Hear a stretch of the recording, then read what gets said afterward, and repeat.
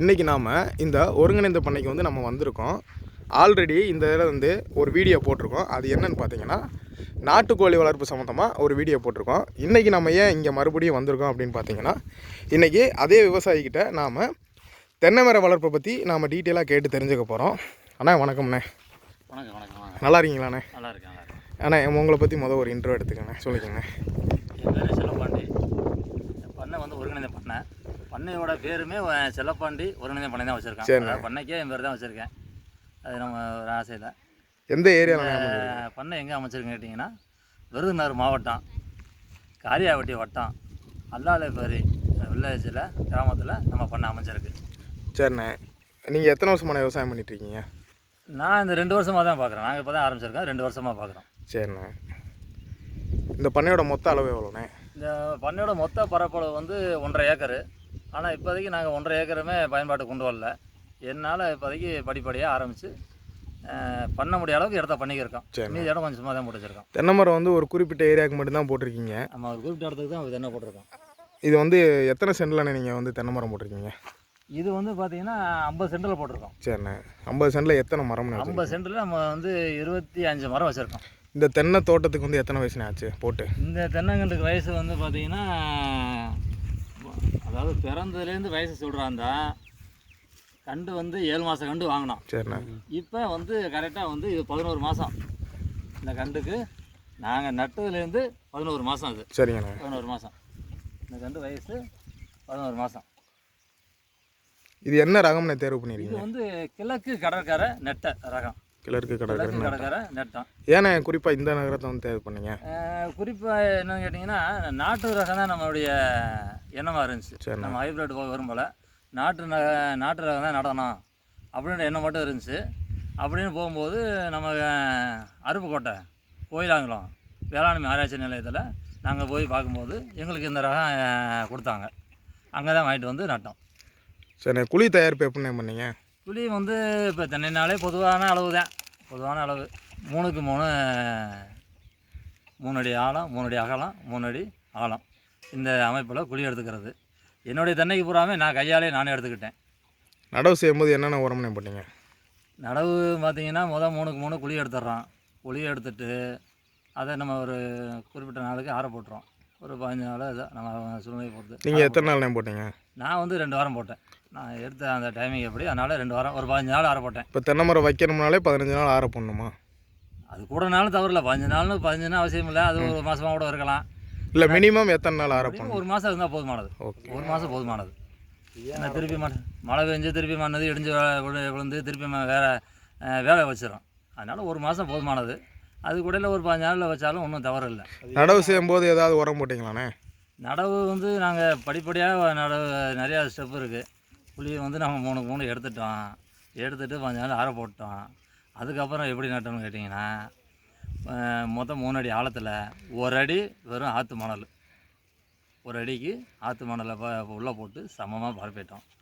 அதுக்கப்புறம் வந்து கல் உப்பு ஒரு கைப்பிடி அளவு, அதாவது 2 கையும் சேர்த்தா எவ்வளோ வருமோ அதை வந்து குழிக்கில் போட்டு சமமாக, அதாவது அங்கே ஒன்று இங்கே ஒன்றும் தெரியாமல், அதாவது குழி ஃபுல்லாக அந்த ஒரு கை உப்பவே ஃபுல்லாக பரப்பி விட்டோம். பரப்பி விட்டதுக்கப்புறம் அதுக்கப்புறம் என்ன செஞ்சோம்னா, ஒரு தட்டு மண்புழு உரம். ஒரு தட்டுன்றது 10 கிலோன்னு வச்சுங்க. 10 கிலோ மண்புழு உரம். அந்த வெறும் மண்புழு உரம் மட்டும் போடாமல் அதிலே வந்து அசோஸ்பைரிலம், பாஸ்போபாக்டீரியா, ரைசோபியம் எல்லாத்தையும் ஒரு குறிப்பிட்ட அளவு, ஒரு கைப்பிடி அளவு போட்டு எல்லாம் மிக்ஸ் பண்ணி அது மொத்தமாக உள்ளே போட்டுட்டோம். உள்ளே போட்டுட்டு எல்லாம் சமப்படுத்திட்டு அதுக்கப்புறம் என்ன செஞ்சோம், மேமண்ணை எடுத்து உள்ளே போட்டு மொத்தம் 3 அடி ஆழம் சொன்னோன்னா மேமண்ணை உள்ளே தள்ளி விட்டுட்டு கிட்டத்தட்ட ஒரு 3/4 அடி உயரம் கேப் போட்டுட்டு அதுக்கப்புறம் நடுமையம் வந்து ஒரு தென்னங்கண்டு அந்த தேங்காய் முங்குற அளவுக்கு உள்ளே வச்சு பதிச்சு நாம் நடவு பண்ணிட்டோம். விட்டுட்டு அப்புறம் மண் அணைச்சி தண்ணி பாய்ச்சிட்டோம். தண்ணி வந்து எத்தனை நாள் இடைவெளி என்ன பண்ணுறீங்க? கண்டு நட்டதுக்கப்புறம் உடனே தண்ணி பாய்ச்சறோம். இதெல்லாம் பொதுவான கருத்து. தண்ணி பாய்ச்சறோம். திருப்பி 3ஆம் நாள் தண்ணி. அதுக்கப்புறம் அந்தந்த சூழ்நிலை எப்படி, வெயில் காலமா இல்லை வெயில் மழை பெய்யுதா என்னன்றதை அந்த தரையை பொறுத்து முடிவு பண்ணுறது. இத்தனை நாள் அப்படின்னு கணக்கு இல்லை. இல்லைண்ணே, இந்த ஏரியா வந்து பார்த்தீங்கன்னா வறட்சியான ஏரியா தான். இந்த இதில் வந்து இப்போ பார்த்தீங்கன்னா இந்த ஒரு வருஷம் கண்டுன்றீங்க, உங்கள் உயரத்துக்கு வளர்ந்துருக்கு. அதுக்கு எப்படிண்ணே தண்ணி பாய்ச்சி முறை என்ன இது குறிப்பிட்டு நீங்கள் தனியாக பண்ணுறீங்களா? நான் வந்து என்கிட்ட வந்து தண்ணி வசதி கம்மியாக தான் இருக்குது. எங்கள் பண்ணையில் வந்து கரண்ட் வசதி இல்லை. எங்கள்கிட்ட வந்து கரண்ட் மோட்டர் இல்லை. நாங்கள் வந்து போர் வச்சுருக்கோம், ஆயில் மோட்டர் தான் யூஸ் பண்ணுறோம். இன்றைக்கி விற்கிற டீசல் விலை, ஆயில் வந்து வாய்க்கால் பாசனம் பாய்ச்சறதெல்லாம் நமக்கு கட்டுப்படி ஆகாது. அதனால் தண்ணியை வந்து எவ்வளோக்கு எவ்வளோ சீக்கிரமாக கொடுக்க முடியுமோ அவ்வளோக்கு எவ்வளோ கொடுக்குறோம். அதுக்கு நாங்கள் என்ன செய்கிறோம்னா, பொதுவான என்னுடைய அணுகுமுறைன்னு கேட்டிங்கன்னா, இந்த தரையை காய விடாமல் பார்த்துக்கிடுவோம். இந்த தென்னையை தூர சுற்றி இருக்கிற தரையில் வந்து காய விட மாட்டோம். அதை அந்த மூடாக்குன்னு சொல்லுவாங்க இல்லையா, அந்த மாதிரி. மூடாக்கு இதுக்கு போட்டிருக்கீங்களாண்ணே? மூடாக்கு வந்து என்ன செஞ்சுருக்குன்னா, இந்த கண்டுக்கு இப்போ என்ன குழி எடுத்துருக்கோம் போடலை, மற்ற கண்டுக்கெல்லாம் போட்டு வச்சுருக்கோம். பார்க்கலாமாண்ணே? பார்க்கலாம். நான் அந்த கண்டு இந்த கண்டுக்கெல்லாம் போட்டிருக்கோம். சரிண்ணே. இந்த கண்டுக்கு போட்டிருக்கீங்களாண்ணே? அந்த கண்டுக்கு போட்டிருக்கோம்.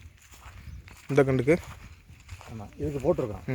இதுக்கு என்ன செஞ்சுருக்கோம்னா, இது வந்து பார்த்தீங்கன்னா உங்களுக்கு மேலே எதுவும் இருக்காது. சரிண்ணே. இது கீழே வந்து இந்த மேடு மாதிரி தெரியுது பார்த்தீங்களா? ஆமாம். இதில் ஒரு அடி ஆழத்துக்கு எடுத்து நமக்கு தேவையில்லாத களைச்செடி, பக்கத்தில் கிடைக்கிற எருக்கலை, கொளிஞ்சி எல்லாத்தையும் உள்ளே போட்டு என்ன செஞ்சது, மண்ணை போட்டு மூடி விட்டுறது. இது வந்து நமக்கு உரமும் ஆகும், ஈரப்பதம் தக்க வச்சா ஆகிக்கிறோம். அப்போ நமக்கு வெளியே பார்க்கும்போது நமக்கு கொஞ்சம் தண்ணி வாடின மாதிரி இருந்தால் கூட கொஞ்சம் ஈரப்பதம் இருந்துச்சுன்னா நமக்கு தண்ணி பாய்ச்சுற நாட்களை கொஞ்சம் அதிகப்படுத்தும். சொட்டு நீர் பாசனம் அந்த மாதிரி எதுவும் பண்ணலை? சொட்டு நீர் பாசனம் அந்த மாதிரி எதுவும் போடலை? அதான் நான் ஏற்கனவே சொன்ன மாதிரி என்கிட்ட கரண்ட் வசதினால நான் சொட்டு நீரும் போக முடியல, நான் வாய்க்கால் பாசனமும் பாச முடியல. என்னுடைய பட்ஜெட்டுக்கு அது கட்டுப்படி ஆகாது. அதனால் நான் வந்து என்ன செஞ்சேன், பெரும்பாலும் மூடாக்கு போட்டு நான் வந்து தண்ணியை பாய்ச்சறதை குறைச்சிக்கிறது. தண்ணி எத்தனை நாளைக்கு ஒரு டைம்னா கொடுக்குறீங்க? நான் இப்போ அடிக்கிற வெயில் காலத்தில் பார்த்தீங்கன்னா 3 நாளைக்கு ஒரு ட்ரிப்பு, என்ன சொல்கிறது, குடத்தில் தான் மூந்து ஊற்றுறது. எவ்வளவுண்ணே ஒரு மரத்துக்கு? 3 நாளைக்கு ஒரு ட்ரிப்பு நான் ஒரு குடம் ஊற்றுவேன், அதாவது 20 லிட்டரு. 20 லிட்டர். மேலே வந்து என்ன செய்யறது, சத்தையில் போட்டு நம்ம ஏற்கனவே கொஞ்சம் மூடாக்கு இருக்கனால எனக்கு 3 நாளைக்கு ஒரு ட்ரிப்பு ஒரு குடம் ஊற்றி விட்டுருவோம். இதுக்கு உரம்லாம் எதுவும் ஸ்பெசிஃபிக்காக தனியாக வச்சுருக்கீங்களாண்ணே? நான் உரம்னு இது வரைக்கும் நான் கொடுத்ததில்லை. நான் ஆரம்பத்தில் கண்டு வைக்கும்போது கொடுத்த உரத்தோடு சரி. நான் இதுக்குன்னு வெளியிலேருந்து விலைக்கு வாங்கி எதுவும் வைக்கிறதும் இல்லை, எனக்கு அதில் உடன்பாடும் இல்லை. சரிண்ணா. ஒரு உரத்தை வெளியிலேருந்து வாங்கிட்டு வந்து வச்சு மரத்தை வளர்க்குறன்றது உடன்பாடு இல்லை. அதை வைக்கணும், நாட்டு மரம். அதுக்கு தான் நாட்டு ரகத்தை தேர்ந்தெடுத்தோம்னா பராமரிப்பு கம்மியாக இருக்கணும், இருக்கிறத வச்சுக்கிட்டு அது வளரணும், அவ்வளோதான். தண்ணி ஊற்றுறோமா அவ்வளோதான். கீழே எடுக்கிற களை செடி நம்ம தேவையில்லாத செடிகளை போட்டு உள்ளே மூடி வச்சுக்கிற வேண்டியதான். இதுதான் நம்ம இது கணக்கு. பஞ்சகாவியா, மீன் அமிலம் அந்த மாதிரிலாம் எதுவும் கொடுக்கல? அந்த மாதிரி நான் எதுவும் கொடுக்கல, எனக்கு அதில் உடன்பாடும் இல்லை. நம்ம போய் மேலே கணக்கிட்டு செஞ்சு கொடுக்கறதெல்லாம் இல்லை. அது இயற்கைன்றது அதான், அது வேலையாக செஞ்சுக்கிறேன்னா நம்ம வேலையை செய்ய வேண்டியது. இல்லை, நீங்கள் உரம் பயன்படுத்துகிற மாதிரி இருந்தால் ரசாயன உரமா இல்லை இயற்கை உரமாண்ணே? எனக்கு வந்து ரசாயன உரத்தில் ஒரு சுத்தம் உடன்பாடே இல்லை. அப்படியே தேவைப்பட்டால் கூட நம்ம இயற்கை உரம் தான் செய்ய கொடுப்போம். சரிண்ணே. நம்மள்ட்ட இருக்கிற அந்த இலைகளே வந்து இயற்கை உரம் தானே. ஒரு நடி இல்லைன்னா கூட அது மக்கி அதே ஆகிக்கிறோம். அதனால் இயற்கை சார்ந்து தான் நம்ம போகிறது. இந்த தென்னை மரம் இப்படி வளர்கிறதுக்கு முக்கிய காரணம் நீங்கள் என்ன நினைக்கிறீங்க? இதுக்கு நான் என்ன நினைக்கிறேன்னா, இது ரகம்னு ஒரு காரணம்னு நான் நினைக்கிறேன். சரிங்கண்ணே. ரகம் எனக்கு கிழக்கு கடற்கரை நெட்டை அப்படின்னு கொடுத்தாங்க. எனக்கு இந்த ரகம் வந்து நான் நினைக்கிறது, இன்னும் சயின்ஸ் ரீதியாக நம்ம அறிவியல் ரீதியாக தெரியாது. நான் நினைக்கிறது இந்த வறட்சியிலையும் இந்த உங்களுக்கு தெரியும், நம்ம விருதுநகர் மாவட்டம் நான் சொல்கிற இடம் வர உங்களுக்கு தெரியும் இதெல்லாம் எப்படி தரியான ஏரியாவிலையும் இந்த வறட்சியை தாங்கி வாய்க்கால் பாசனம் பாசாமல் சொட்டு நீர் போடாமல் குடத்தில் தண்ணி ஊற்றி அளந்தளந்து ஊற்றியே இந்த தென்னைக்கண்டை நம்ம வளர்க்குறோம்னா, அப்போ இதோட அந்த பூர்வீகம் என்ன சொல்கிறது, அந்த ரகம் அந்த அதோடைய வீரியம்தான் இந்த அளவுக்கு வளர்ந்துருக்குன்னு நான் நினைக்கிறேன். இதுதான் காரணம். எத்தனாவது வருஷத்தில் காய் காய்க்கும்னு எதிர்பார்க்குறீங்க? இது நாட்டு ரகம் அப்படின்ற போது இது நீண்ட நாள் பயிர். அப்போ காய்க்கிறதுக்கு ஒரு குறிப்பிட்ட காலம் எடுத்துக்கிறோம். எனக்கு அவங்க சொன்னதும் நம்ம தெரிஞ்ச வரைக்கும் எப்படி பார்த்தாலும் 5 வருஷம் ஆகும். 5 வருஷம் ஆகும் காய்ப்புக்கு. அதுக்கப்புறம் வந்து படிப்படியாக தான் காய்ப்பு கூடும். நம்ம முழு பலன் அடையிறா இருந்தாலும் 7 வருஷம் ஆகும். 7 வருஷம் ஆகும். மகசூல் எந்த அளவுக்கு வரும்னு எதிர்பார்க்குறீங்க? ஏன்னா இந்த ரகத்தை போட்டிருக்கீங்க, இதிலேருந்து நீங்கள் விசாரிக்காமல் போட்டிருக்க மாட்டீங்க. மகசூல் எந்த அளவுக்கு வரும்னு நினைக்கிறீங்க? மகசூலை வந்து நம்மளால் உறுதியாக சொல்ல முடியாது. அதை நம்ம கணக்கு சொல்லிட்டோம்னா அது பராமரிப்புலேருந்தே கொண்டு போயிடணும். நம்ம வந்து எப்போயுமே மரத்துக்கு வந்து அழுத்தம் கொடுக்கக்கூடாது. நம்ம மகசூல் எடுக்கணும், எனக்கு மரத்துக்கு 200 காய் வேணும், 150 காய் வேணும் அப்படி நம்ம நினச்சிட்டாலே அதை மரத்தை நம்ம வந்து அழுத்தம் கொடுக்குற மாதிரி. அப்போ அதுக்கு நம்ம என்ன செய்யணும், உரம் கொடுக்கணும். நீங்கள் சொன்ன மாதிரி நிறையா வெளிலேருந்து கொண்டு வந்து போடணும். என்னுடைய என்ன நான் என்ன சொல்கிறேன், இது எதுவுமே நம்ம வந்து சரி தப்புனே போல். நான் மரத்துக்கு எதிர்பார்க்குறது இதனால் என்ன முடியுமோ அது காய்க்கட்டும். நான் என்னால் முடியுதோ அதை செய்கிறேன். இதுதான் இயற்கையான இயல்பான ஒன்று இருக்குது. அந்த மரத்துக்குன்னு தன்மை இருக்குது. ஒரு மரத்தில் இவ்வளோ தான் அதோடைய தன்மைன்னு ஒன்று இருக்குது. அது காய்ச்சா எனக்கு போதும். இந்த தென்னை மர வளர்ப்பில் நீங்கள் பெருசாக சந்தித்த பிரச்சனை என்னென்ன? இந்த தென்னை மரத்தில் வந்து பெருசாக நான் வந்து நோய் எதுவுமே சந்திக்கலை. சரி. உண்மையிலே நான் வந்து உங்களுக்கு என்ன சொல்கிறதுன்னா, மற்றவங்களுக்கு ஏதாச்சும் அறிவுரை சொல்கிறோம்னு சொல்லக்கூடாது. ஏதாச்சும் சொல்கிறா இருந்தால் இந்த மாதிரி நாட்டு ரகத்தை வைக்கும்போது நமக்கு நோய் மேலாண்மை ரொம்ப மெனக்கெடுதல், இதை ஓயாமல் ஒத்து பார்த்துக்கிருக்கணும் அப்படின்றதெல்லாம் சுத்தமாக இல்லை. என் நோகத்தில் சொல்கிறேன், நான் வச்சு தான் சொல்லிக்கிருக்கேன். அதுக்காக இதை நான் சொல்கிறது தான் சரின்னு சொல்லலை. நம்ம இது வரைக்கும் எந்த பிரச்சனையும் சந்திக்கலை, இதுதான் உண்மை.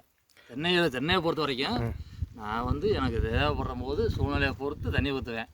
தண்ணி மட்டும்தான் கொடுக்கறது. இப்போ புதுசாக ஒரு விவசாயிகள் வந்து தென்னை மரம் நடணும்னு முடிவெடுத்து வந்தாங்கன்னா அவங்களுக்கு நீங்கள் சொல்கிற அறிவுரை என்னென்ன? ஆரம்பத்தில் நம்ம தென்னை நடணும் அப்படி முடிவு பண்ணிட்டாங்கன்னா அவங்க எதுக்காக பண்ணுறாங்க நான் சொல்லிட்டேன். நான் இப்போ என்னுடைய என்ன கேட்டிங்கன்னா, மரத்தையே நான் வந்து என்ன செய்ய மாட்டேன், அழுத்தம் கொடுக்க மாட்டேன். இப்போ அவங்க வந்து என்ன நோக்கத்துக்காக, வணிக ரீதியாகவா? இல்லைண்ணே, பொதுவாக வர்றவங்க எல்லாருமே வணிக ரீதியாக தான் வருவாங்க. அவங்களுக்கு நீங்கள் சொல்கிற அறிவுரை என்ன வரும்? அதான் அவங்க வணிக ரீதியானு போயிட்டோம்னா நம்ம வந்து விட்டுறவன் தான் போகணும். ஏன்னா இது வந்து பொறுமை வேணும். ரெண்டாவது நம்ம போய் அதை ரொம்ப புஷ் பண்ண முடியாது. அப்போ வணிக ரீதியான ஹைப்ரிட் போகிறது தான் நல்லது. ஆனால் அப்படி போனாலும் அதுக்கு நம்ம பராமரிப்பு, நம்ம வந்து அதில் வந்து முழு ஈடுபாடு இருக்கணும். அதை நீங்கள் ரொம்ப கவனிச்சாதான் அது நம்ம எதிர்பார்க்குற பலனை கொடுக்கும். அப்போ தான் அது வணிக ரீதியாகவும் போகும். இல்லைன்னா மரத்தை வச்சுட்டு நம்ம காய்ப்பு கம்மியாக இருக்கு அப்படின்னு சொல்லி திரும்ப அது உட்காந்து உரமாக போட்டுக்கிற வேண்டியதான். தென்னை வளர்ப்பில் செய்யக்கூடாத தவறுன்னு ஒன்று இருக்குன்னா அது என்னென்ன நீங்கள் சொல்லுவீங்க? தென்னை வளர்ப்பில் செய்யக்கூடாத தவறு அப்படின்னா, நம்மளை பொறுத்து ஆரம்பத்துலேருந்து கவனிச்சுட்டு வந்தோம்னா தவறுன்னு ஒன்று இருக்க வாய்ப்பு இல்லை. கண்டு தேர்வில் நம்ம தெளிவோம். தேர்வு தான், ரகம் தான். ஏன்னா அதுதான் வந்து உயிர் நாடி. அதை பொறுத்து தான் அதோடைய வீரியம் இருக்குது. அதனால தான் நாட்டு ரகம் ஹைப்ரிட்னு சொல்கிறோம். ஏன் நாட்டு ரகம் நம்ம வந்து ஏன் என்ன தேர்ந்தெடுக்கிறோம்னா அதோடைய வீரியம். அப்போ நீங்கள் அது தேர்வு முறையிலே இருக்கணும். எனக்கு இதை தான் வேணும் அப்படின்னு நாட்டு ரகம் தேர்ந்தெடுத்துட்டா எனக்கு தெரிஞ்சு தவறு நடக்க வாய்ப்பு இல்லை. நாட்டு ரகம் ரகத்தை பொறுத்து இருக்குன்றேன். சரிண்ணே, நம்ம ஆல்ரெடி உங்கள்கிட்ட வந்து பேட்டி எடுத்திருக்கோம், கோழி சம்மந்தமாக எடுத்திருக்கோம். இது வந்து நம்ம ஒருங்கிணைந்த மண்ணை பாடலில் தான் வச்சுக்கிட்டு இருக்கீங்க. நீங்கள் இந்த மாடலில் வந்து அடுத்து நீங்கள் டெவலப் பண்ண போகிற விஷயம்னு சொல்லிட்டு எதை நினைக்கிறீங்க? நான் ஏற்கனவே சொன்னது, என்னோடய இடத்தோட பரப்பளவு வந்து 1.5 ஏக்கர். 1.5 ஏக்கரில் நம்ம கிட்டத்தட்ட வந்து 60-50 சென்ட், அதாவது காலி இடமா தான் போட்டு வச்சுருக்கோம். இதை நம்ம இடத்த பண்ணணும்னா இந்த தென்னையை மட்டும் இன்னும் கொஞ்சம் விரிவு பண்ணிக்கிட்டு மீதி இடத்துல வந்து டிம்பர் மரம் வளர்க்கணும். டிம்பர் மரம், அதாவது டிம்பர் மரம் வந்து வரப்பு ஓரமாக வச்சுட்டு மீதி மீன் வளர்ப்புக்கு போகணும் அப்படின்றத என்னுடைய அடுத்த கட்ட வேலை. மீன் வளர்ப்புக்காக நம்ம அதை வந்து இப்போ தெரிஞ்சுக்கிட்டு அதை அனுபவத்தை தேடிக்கிறோம். அடுத்து எப்போ மீன் வளர்ப்பு ஸ்டார்ட் பண்ண போகிறீங்க? மீன் வளர்ப்புக்கு இந்த மழை காலம் வரட்டும். இப்போ அடிக்கிற வெயில் சம்மர் டைம், அதனால் இந்த மழை காலம் முடியட்டும், அடுத்தவங்க மீன் வளர்ப்புக்கு போகணும். சரிண்ணே, ரொம்ப நன்றிண்ணே. உங்களோட அனுபவங்கள் எல்லாத்தையுமே பகிர்ந்துக்கிட்டதுக்கு வந்து ரொம்ப நன்றி. இந்த மாதிரி இயற்கை விவசாய ரகசியங்கள் வந்து உங்களுக்கு முழுசாக தெரியணும் அப்படின்னா நம்ம தமிழ் நேச்சர் சாயில் சீக்ரெட் சேனலை வந்து லைக் பண்ணிவிட்டு சப்ஸ்கிரைப் பண்ணுங்கள்.